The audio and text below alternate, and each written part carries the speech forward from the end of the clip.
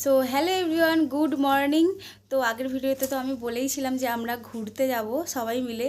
তো আমাদের সবার ড্রিম প্লেস আমরা যাচ্ছি। এই যে আমরা সবাই রেডি হয়ে গেছি। চল বলেই ফেলি এই ভিডিওতেই যে আমরা কোথায় যাচ্ছি।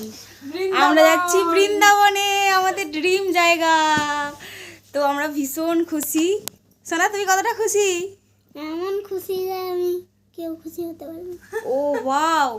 তো আমাদের ট্রেন আছে 8টার সময়। তো এখন আমরা রেডি হয়ে গেছি। চলো তোমাদের সঙ্গে আমি একটু একটু করে পুরো ব্লগটাই শেয়ার করবো, তোমরা দেখতে থাকো। আমরা স্টেশনে পৌঁছে গেছি। আর এখনো ট্রেন আসতে অনেকটাই বাকি আছে। মিনিমাম কতক্ষণ? 1 ঘন্টার মতো। বলো কতক্ষণ বাকি আছে?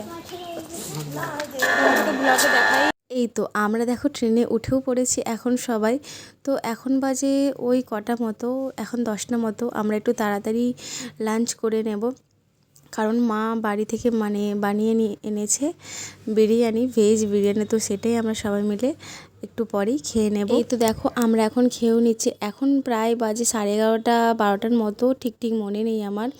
তো যেহেতু এটা অনেকটা আগে থেকে আমাদের করা হয়ে গেছিলো, অনেকটাই সকাল সকাল মানে ভোরবেলা, তো সেই জন্য আমরা ভাবলাম কি তাড়াতাড়ি চলো খেয়ে নিই, বেশি লেট করব না। আর বিরিয়ানিটা না জাস্ট অসাধারণ হয়েছিল। আমরা তো সবাই খুব তৃপ্তি করে খেয়েছি। এবারে আমাদের প্রথম ট্রেন জার্নি। সোনা, তোমাকে কেমন লাগছে? কতটা ভালো? অনেকটা। তুমি হ্যাপি তো? তাহলে আর কি বলতে চাও তুমি? বলতে চাই যে রাধে রাধে। বাহ, রাধে রাধে। তো এই ভিডিওটা পরের দিন সকালে, কারণ আমরা তো আগের দিন উঠেছিলাম 8টার সময়, আর আজকে দুপুর 2টোর মধ্যে আমরা নেমে পড়ব। তো সবাই আমরা ভীষণই ক্লান্ত, টায়ার্ড, তোমরা দেখেই বুঝতে পারছো। আর আমি জানো তো এই লম্বা জার্নি ট্রেনের বহু বছর পর করলাম। আগে তো যখন আমরা ছোটো ছিলাম, মানে যখন স্কুলে পড়তাম, তখন আমার বাপির কাছে আমরা ঘুরতে যেতাম প্রত্যেকটা বছর। তো মিস করি সেই দিনগুলো। যাই হোক, এখন সেই জন্য খুবই এনজয় করছি আমরা আবার সবাই মিলে। তো চলো এবারে ট্রেনটা থামার অপেক্ষায়, আমরা নামার অপেক্ষায়। তো তার আগে আমি একটু আমার চুলটা একটু ঠিক করে নিলাম, পুরো অবস্থা খারাপ হয়ে গেছিলো। এই যে আমাকে আর জানলার ধারে বসতে দেয়নি, এই দুষ্টু বাচ্চাটা শুধুই দখল করে নিচ্ছে।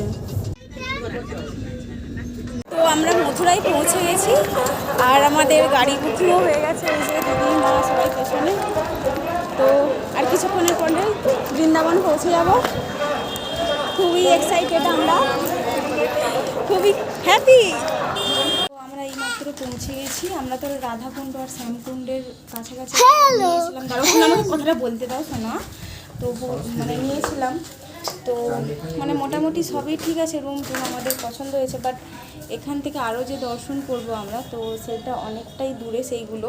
তো এখানে কাছাকাছি যেই জিনিসগুলো আজকে দর্শন করার মতো, আমাদের রুম যেহেতু আগে থেকেই বুকিং করা ছিল, তো দর্শন করে এখানের কাছাকাছি।